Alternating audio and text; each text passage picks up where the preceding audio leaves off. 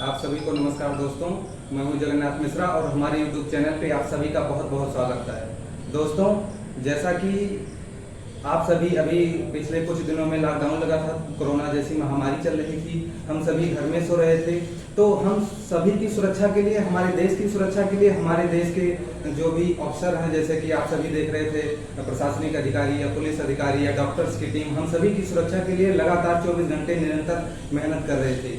इसी कड़ी में आज आप सभी को एक कैसे पढ़ाई करना चाहिए, कैसे आपको प्रेरणा मिले कि कोरोना काल जैसी भयानक महामारी से निपटने के लिए हमारे देश में अधिकारी किस तरीके से उन्होंने स्ट्रेटजी अपनाई, हम लोगों को डायरेक्शन दिए और हम लोग उस रास्ते पर चलकर आज इस स्थिति में पहुंचे हैं कि इस बीमारी से निजात पाने की तरफ हमारा कदम बढ़ चुका है। इसी कड़ी में आज हमारे साथ में हर्रैया के यशस्वी एसडीएम साहब श्रीमान सुखबीर सिंह जी हमारे साथ जुड़ रहे हैं। सर, हमारे चैनल पे आपका बहुत बहुत स्वागत है। शुक्रिया मिश्रा जी, आपको हमें अपने चैनल पर जोड़ने के लिए। सर, हम आपसे सबसे पहले ये जानना चाहेंगे आपके बचपन की लाइफ के बारे में कि आप पीसीएस अधिकारी बने। सर, तो ये जर्नी कहाँ से स्टार्ट हुई? देखिए, हम लोग जो है ग्रामीण पृष्ठभूमि से थे। हमारे पिताजी बेसिक शिक्षा में टीचर थे। हम लोग वहाँ पे तरह तरह की वहाँ चुनौतियाँ देखी। तो कहीं ना कहीं जो हमारी ग्रामीण परिवेश, पिछड़ापन और संघर्ष था, तो उससे हम लोगों को प्रेरणा मिली कि कुछ इस तरह का समाज में योगदान देने के लिए व्यवस्था में ऐसे पद से जुड़े जिससे कि सीधा सीधा उन लोगों की समस्याओं का निराकरण कर सकें और उनके लिए कुछ कर सकें। तो हम लोग उससे प्रेरित हुए। बेसिकली फिर मैंने तो इंजीनियरिंग बैकग्राउंड में पहले था, लेकिन इंजीनियरिंग की नौकरी कुछ दिन करने के बाद लगा कि उससे ज़्यादा हम लोग प्रशासनिक सेवा में आकर के कुछ कर सकते हैं। तो उससे प्रेरित होकर के हम लोगों ने अपना रुख किया और तैयारी की सफलता मिली सही प्रेरणा से। सर, जैसे आप जब बचपन से पढ़ाई कर रहे थे तो आप पहले इंजीनियरिंग लाइन में थे, फिर डायरेक्ट सिविल में कैसे आप डाइवर्ट हुए? सर, तो मैंने आपको बताया कि हम लोगों ने देखा कि जैसे गांव के तमाम लोग थे और जिस दौर में हम लोग थे 90 के दशक में, तो उस समय हमारा गांव भी बहुत पिछड़ा है।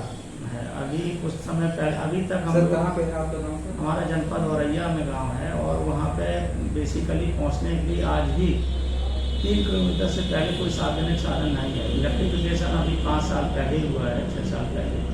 तो हम लोगों को चुनौतियाँ देखी थी और उस दौर से मैं थे, तो हम लोगों का ये लग रहा था कि कुछ ना कुछ समाज के लिए कुछ प्रेरणा बने, खुद के लिए भी कुछ उससे संतोष होता है और कुछ देने से समाज का भी कुछ होता है। तो हम लोगों से उनकी तैयारी और इस सेवा में डरा है।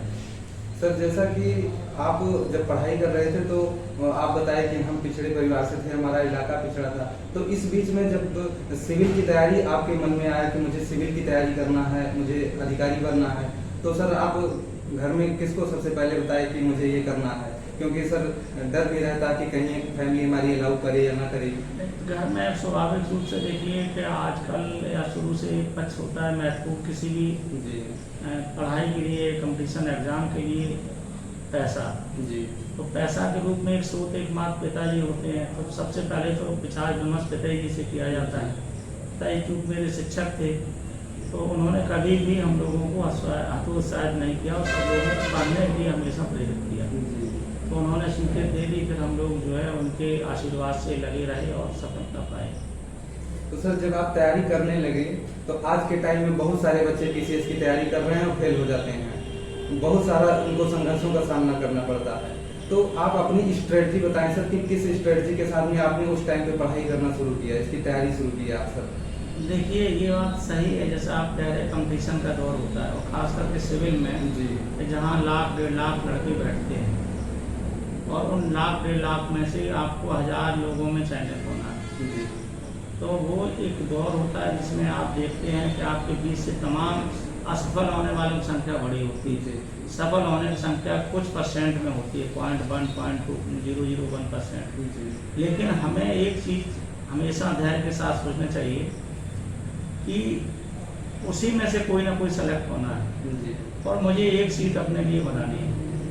और ये दिमाग में रखना है हमेशा कि एक सीट हमारे लिए है। और सकारात्मक सोच सबसे बड़ी बात होती है कंप्यूटर के लिए, वो है कि आप जिन लोगों के बीच में हैं, आपका समूह बनता है, कुछ अच्छे आपके ग्रुप में होंगे और आपके कुछ लोग ऐसे होंगे कि आपको रिटायर्ड फोर्स के रूप में पैर पीछे खींचने वाले लोग होंगे जो नकारात्मक ऊर्जा आपके अंदर भरने की कोशिश करेंगे। आपको अपने आत्मबल को कायम रखना है, अपना स्वमूल्यांकन करना है कि हम कितने क्षमतावान हैं। जरूरी नहीं है कि हर एक आदमी के अंदर एक विशेष योग्यता होती है। कोई कला के क्षेत्र में बहुत अच्छा कर सकता है, कोई संगीत के क्षेत्र में, कोई नृत्य के क्षेत्र में, कोई एक बढ़िया इंजीनियर हो सकता है, कोई डॉक्टर हो सकता है, कोई ब्यूरोक्रेट हो सकता है, कोई राजनीतिक हो सकता है। तो कोशिश करना चाहिए कि अपना स्वाभाविक फील्ड पहले पहचानें। हो सकता है कि जो बहुत अच्छा शिक्षक हो, बहुत अच्छा प्रशासक साबित ना हो पाए, या प्रशासनिक उसका कौशल ना हो, उस हिसाब का उसका एटीट्यूड ना हो।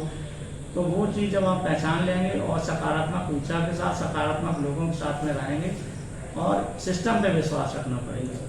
व्यवस्था जो है, अगर व्यवस्था में लोग यही कहेंगे कि सब कुछ गलत हो रहा है, तब तो आपके लिए नकारात्मकता दिमाग में भरेगी और आपको सफलता बहुत दूर होती चली जाएगी। हम लोग इसके स्वयं भोगी हैं कि जब हमने देखा सकारात्मक ऊर्जा से हम लोग रहे और बिना किसी भेदभाव के हम लोग चयनित हुए। तो व्यवस्था पे विश्वास पहली चीज़ है, अपने पे विश्वास उससे बड़ी चीज़ है, और सकारात्मक ऊर्जा सबसे बड़ी चीज़ है। और एक चीज़ होती है कि सब लोगों के पास संसाधन उतने नहीं होते, तो उन संसाधनों में आदमी को अपना एक मैनेजमेंट करना है। उस प्रबंधन में जब संसाधन कम होती तो मेहनत ज़्यादा करनी पड़ती है, और उस मेहनत में और वही होता है कि हम लोगों को एक चीज़ क्रमवार रहता था कि वो 3 साल 7 साल बनाम 30 साल बहुत अच्छे हो जाएंगे। तो हम लोग जुटे रहे और ईमानदारी से प्रयास करने में आपको सफलता मिलेगी। सर, तैयारी करने में सबसे बड़ा रीजन ये होता है कि आज के टाइम में बच्चे बहाना बहुत ज़्यादा लगाते हैं कि मुझे इस प्रकार की समस्या आ रही, मेरे पास पैसे नहीं है, मेरे पास घर नहीं है, कपड़े नहीं हैं, मैं तैयारी कैसे करूं। तो आप जब तैयारी कर रहे थे तो बहुत सारी समस्याओं का आपको भी सामना करना पड़ा होगा, उसको आप कैसे फेस किए जो आज के टाइम में झेल पाना बड़ा मुश्किल नहीं, होता है? बिल्कुल। देखिए, आपने जो कहा ना कि नाच ना जाने आंगन टेढ़ा, तो जिसको कुछ करना नहीं उसके लिए तो 50 बात जी। और आदमी ठान ले तो ऐसा नहीं कि दुनिया में हमारे सामने बहुत बड़ी बड़ी विभूतियाँ हैं जी। जिनके पास संसाधन कम थे। डॉक्टर चाहे APJ कलाम साहब हों, चाहे विवेकानंद जी का जीवन संघर्ष देखिए, या किसी का देखिए, चाहे गांधी जी का देखिए, चाहे वर्तमान में आप देखेंगे कि तमाम राजनेता ऐसे हैं कि जिनका जीवन चरित्र देखेंगे तो संघर्ष में। और देखिए, आदमी तब के ही तो सोना बनता है। बिना संघर्ष के कुछ हासिल नहीं होता है। बिना संघर्ष के आपको हासिल हो भी जाएगा तो सस्टेन करना मुश्किल होता है। तो जितने भी हमारे महान व्यक्तित्व हैं, हमें प्रेरणा सूत्र में चुनना चाहिए। और जो संसाधन हैं सबके साथ में समस्याएं, अगर आप व्यक्तिगत रूप से किसी के अंदर झांक के देखेंगे तो कहीं ना कहीं कमोबेश किसी ना किसी रूप में हर एक व्यक्ति सफर कर रहा होता है। और उस समय आज के दौर में है और ज़्यादा दिन पर दिन कंपटीशन तक होता जा रहा है। तो लोगों के अंदर ये बात है, लेकिन विश्वास रखिए अपने आप। व्यवस्था पे विश्वास, अपने आप पे विश्वास पहली सीढ़ी होती सफलता। सर, जब आप PCS का एग्जाम क्लियर किए तो बहुत बड़ी खुशी रही होगी परिवार में, घर में आपको? निसंदेह देखिए, एक संघर्ष के बाद जब आपको मुकाम मिलता है, और हम लोग इसके पहले मैं PCS में और मतलब 2-3 जॉब निकाल चुका था, तो उसमें सर्विस कर रहा था एलाइड में जी। उसके बाद जब हमारा इसमें चयन हुआ तो एक नहीं सही होता है ना कि एक स्वप्न जैसे आपका कोई हो और साकार हो जाए। और जब आप अपना कोई चीज़ कड़ी मेहनत से, कड़ी लगन और तपस्या से काम करते हैं तो वो खुशी आप शब्दों में तो बयां करना आपके लिए और आपके परिवार के लिए संभव नहीं होती। अनुभूति की विषय होता है और वो बहुत बड़ा अनुभूति होती है, उसमें कोई पूरा नहीं। जैसा उस टाइम पे आपके साथ पोस्टिंग कहाँ पे हुई पहली सबसे, कि आपको वहाँ पे कार्य भी आप किए होंगे, कुछ पहले से सोच रखे होंगे कि जब मैं ये बन जाऊंगा तो मैं इसको बदल दूंगा, इस प्रकार के भ्रष्टाचार हैं, अपराधियों के खिलाफ में आपने कैसा रवैया अपनाया सर पहली पोस्टिंग के साथ? पहली पोस्टिंग में पहली अफसर कानपुर में था, उसी समय पे मेरी एज डिप्टी कलेक्टर पोस्टिंग हुई थी। कानपुर में मैं लगभग 3.5 साल रहा और वो पीरियड बहुत अच्छा रहा। लोग आज भी वहाँ से फ़ोन करते हैं। आप जहाँ तक देखिए भ्रष्टाचार सीढ़ी दर सीढ़ी क्रमिक रूप से उसको आप एक चीज़ कर लीजिए जीवन में कि कोई चीज़ आप क्रांतिकारी ढंग से तो संभव नहीं होता है, लेकिन 90% समस्याएं छोटी छोटी होती हैं पब्लिक की। तो मैंने जैसे लोगों को सुना, लोगों को सुन के और सीधा इंटरेक्शन आप लोगों का कराइए जो आपका, और लोगों को ये विश्वास हो जाए कि जो उनको कर्मचारी परेशान कर रहा है या जो उनकी समस्या है हमारे साक्षात्कारी सुनेंगे तो उनका भी मनोबल ऊंचा होता है। और जेन्युइन समस्याएं आप अगर चाहेंगे ईमानदारी से, तो जब आपका मोटो ठीक हो जाता है, जी। उद्देश्य ठीक हो जाता है, तब आपको सब पूरी टीम के रूप में पूरा स्टाफ, पूरा समाज सहयोग करता है। बड़ी बड़ी समस्याएं हम लोगों ने देखी वहाँ पे। जैसे हम लोग जब कानपुर में थे तो एक वहाँ पर 1950 मेगावाट लिग्नाइट उसका लग रहा था प्लांट, बहुत बड़ा प्लांट था। उसमें 8 से 50 हेक्टेयर जमीन प्रभावित थी 8 गाँव के किसानों को। वो बहुत बड़ी चुनौती थी। लेकिन जब लोगों को ये लगा कि एसडीएम साहब हमारी जो वास्तविक मांगे हैं सुनेंगे, समाधान कराएंगे, तो उस साथ उनका बहुत बड़ा सहयोग मिला। और सहयोग के साथ साथ वो प्लांट आज मतलब प्रगति पे है और निर्माण की अंतिम प्रक्रिया में है। तो हम लोगों को इसी तरह की तमाम समस्याएं आती हैं। आप जब जनोन्मुखी हो जाते हैं तो आपको लगता है कि जो समाज में चीज़ें व्याप्त है ना, ट्रांसपेरेंसी, पार्टिसिपेशन और रिलायबिलिटी, 3 चीज़ें ऐसी होती हैं कि जब आप इन पे चलते हैं तो जो सिस्टम में और समाज की समस्याएं काफ़ी हद तक अपने आप सुलझेंगी।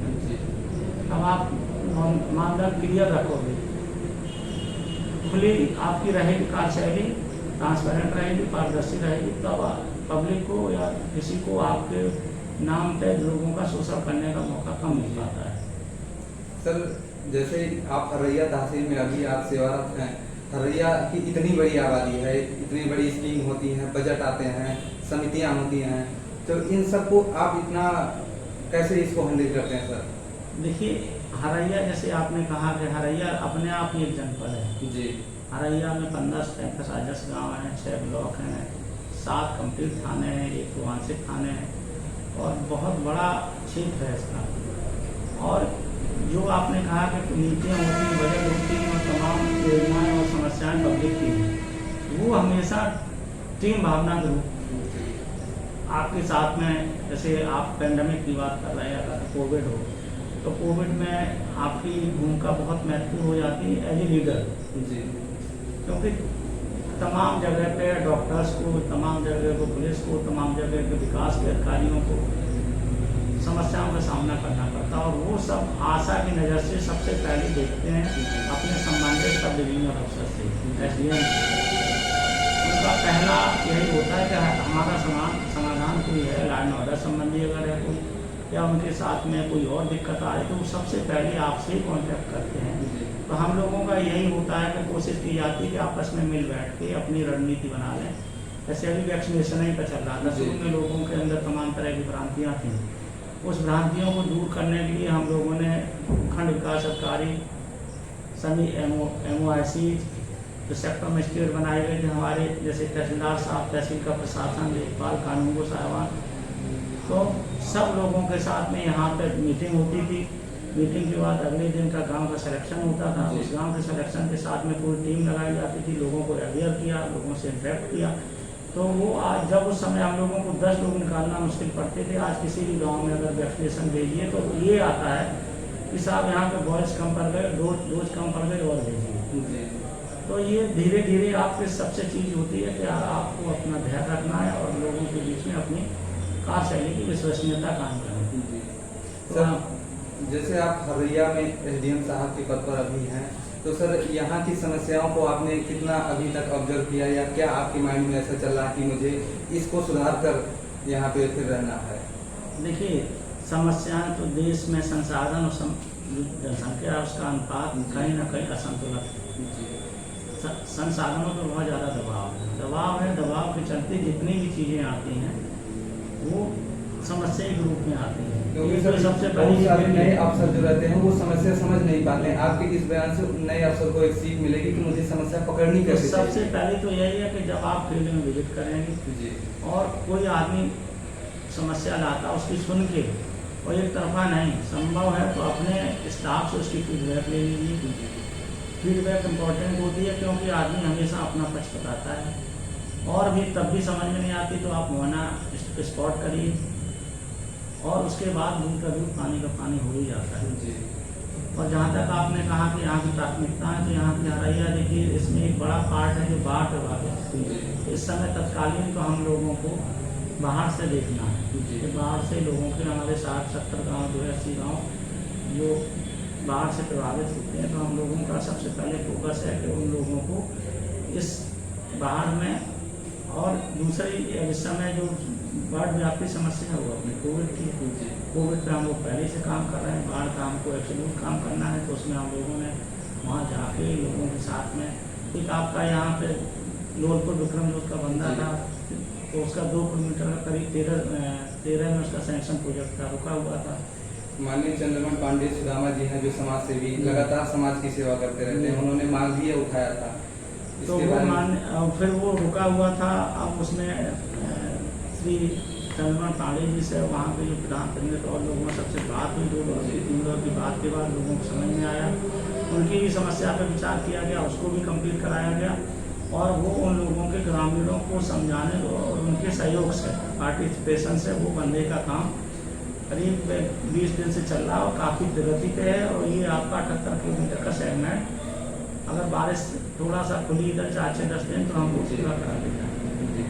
सर, जो बच्चे आज के टाइम में, युवा बच्चे तैयारी कर रहे हैं, या जो युवा पीढ़ी आपको सुन रही है, जो क्षेत्रवासी सुन रहे हैं, उनके लिए सर आपका क्या कहना है? देखो, सबसे पहली चीज़ ये है, युवा बच्चे सबसे ज़्यादा नेट ओरिएंटेड हो गए जी।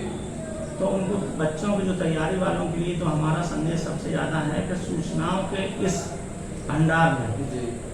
सही सूचना पहचानें, जी।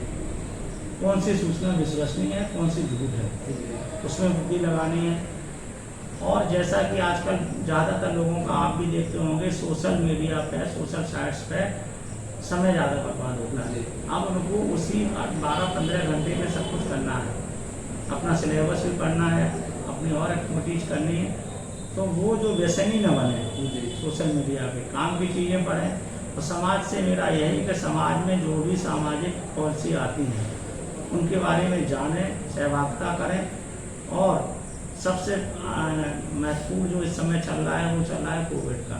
कोविड में जैसा सबको मालूम है कि थोड़ा सा बचाव इस सेंस के, इसमें क्या है कि बहुत चीज़ों में हम लोग निडर होकर जब लड़ते थे तब सफलता मिलती थी, यहाँ डरने से सफलता मिलेगी। डरना कैसा, मुझे कोरोना से डरना है, और जो नॉर्म्स हैं, सोशल डिस्टेंसिंग, मास्क, सैनिटाइजर, और इस समय जो मुहिम चल रही वैक्सीनेशन की, भ्रांतियाँ से बच के और इसमें सहभागिता करें, और हम लोग आपस में सब चीज़ों से जूझ के निकल जाएंगे। और समस्या अगर किसी के साथ सामाजिक, व्यक्तिगत या कोई प्रशासनिक, तो वो सक्षम अधिकारी से संपर्क करें। लोग करते क्या है कि वहीं पे जज बन जाते हैं, वहीं लाठी डंडा चलाने लगते हैं और वहीं पर निर्णय कर लेते हैं, जो बाद में उनके लिए और समाज के लिए, उनके परिवार के लिए, सबके लिए हानिकारक होता है। किसी भी समस्या का समाधान कानूनी ढंग से है, तो धैर्य को रखते हुए, लोगों को व्यवस्था विश्वास करते हुए अपनी समस्या सक्षम तक पहुँचाना। सर, कोरोना काल में जैसे अभी तक लॉकडाउन पहले था, लॉक की प्रक्रिया चल रही थी, अभी भी नाइट कर्फ्यू है, या सैटरडे संडे अभी लॉकडाउन की घोषणा है, इसमें सर कोई नई गाइडलाइन आई हो शासन प्रशासन की, आप जनता के सामने रखना चाहेंगे? देखिए, नई गाइडलाइन अनलॉकिंग में तो वही जो आई हैं तो वही सब जी। और सबसे इम्पोर्टेंट उनमें गाइडलाइन में यही है कि जैसे हम लोग कोई सामाजिक कार्यक्रम करते हैं, शादी विवाह वगैरह, तो उसमें उन लोगों ने कहा है कि किसी सार्वजनिक स्तर पर के ना हो करके अपने व्यक्तिगत स्तर पर 25 लोगों के साथ संपन्न करें। और अभी भी अनलॉकिंग शुरू हुआ, कोरोना नहीं गया। और जो आपने बताया कि नाइट कर्फ्यू, सैटरडे संडे का फुल लॉकडाउन, और उसमें नॉर्म किया कि 500 से ज़्यादा केस हैं उन जनपद में, तो अभी भी चल रहा है लॉकडाउन की प्रक्रिया है। तो हम लोग ये है कि जिस तरह से अनुशासन और यहाँ सहयोग किया है, जो 500 के नीचे बने हुए हैं, तो सब लोग अगर इसको प्रत्यक्ष हो जाए, जागरूक हो जाए कि हम लोग 500 से ऊपर नहीं जाने देंगे। आपस में छोटी छोटी चीज़ें हैं, सफाई, थोड़ी सी दूरी, मास्क, और आवश्यकता पड़ने पर ही घर से निकलें आवश्यक काम के लिए। तो मुझे लगता है जैसे आपने अभी कहा था शुरुआत में कि हम लोगों ने, सभी देशवासियों ने, प्रदेशवासियों ने, प्रशासनिक मशीनरी ने मिलके इस पर जिस तरह से कंट्रोल किया है, आगे इसको हम लोग बिल्कुल नेस्तनाबूद करने में सफल रहेंगे। दोस्तों, जैसा कि अभी तक आप सभी हमारे हरैया के यशस्वी एसडीएम साहब श्रीमान सुखबीर सिंह जी को सुन रहे थे, आपने उनके जीवन के बारे में जाना। मैंने जीवन के पहलू से लेकर विद्यार्थी जीवन से और सेवा के जीवन तक बहुत सारे क्वेश्चन किए। इस बीच में आपको बहुत कुछ सीखने को मिला कि हम, अगर आप किसी को कुछ भी बनना है, आईएएस बनना है, पीसीएस बनना है, डॉक्टर बनना है, एडवोकेट बनना है, तो आपके लिए संसाधन मायने नहीं रखता है। आपकी इच्छा शक्ति, अगर आपकी दृढ़ इच्छा शक्ति मजबूत है तो आप कुछ भी बन सकते हैं। जैसा कि सर ने अभी बताया कि हमारे पास संसाधन की कमी थी, फिर भी हमने मन में एक संकल्प लिया और उस संकल्प को सिद्ध करने के लिए हम उस पथ पर आगे बढ़ते गए। तो मुझे आशा है कि इस वीडियो को आप सभी सुनेंगे, सर के जीवन के बारे में आप सभी सुनेंगे तो आप सभी को बहुत सारा सीख मिलेगा। जो भी बच्चे सिविल की तैयारी करना चाह रहे हैं, पीसीएस की तैयारी कर रहे हैं, उन सभी के लिए तो ये बहुत ही ज़्यादा फायदेमंद है। इसलिए मेरा निवेदन है कि इस वीडियो को ध्यान देकर सुनें और ज़्यादा से ज़्यादा संख्या में शेयर करें, ताकि जो बच्चे इस कोरोना काल में पढ़ाई में परेशान हैं, उनको हर प्रकार की समस्या आ रही है, तो आप उसको सुनकर आप इस वीडियो से चार्ज हो जाइए और आप सभी एक दृढ़ इच्छा शक्ति के साथ में अपने पथ पर फिर से लग जाइए और आगे बढ़ते जाइए। यही आप सभी को मेरी शुभकामना के साथ में। सर हमारे साथ आप जुड़े, इसके लिए आपको बहुत बहुत धन्यवाद। इतना अच्छा आप टिप्स दिए, बच्चों को आपने इतना अच्छा समझाया, क्षेत्रवासियों को आपने इतना अच्छा गाइड किया, इसके लिए आपको बहुत बहुत धन्यवाद सर।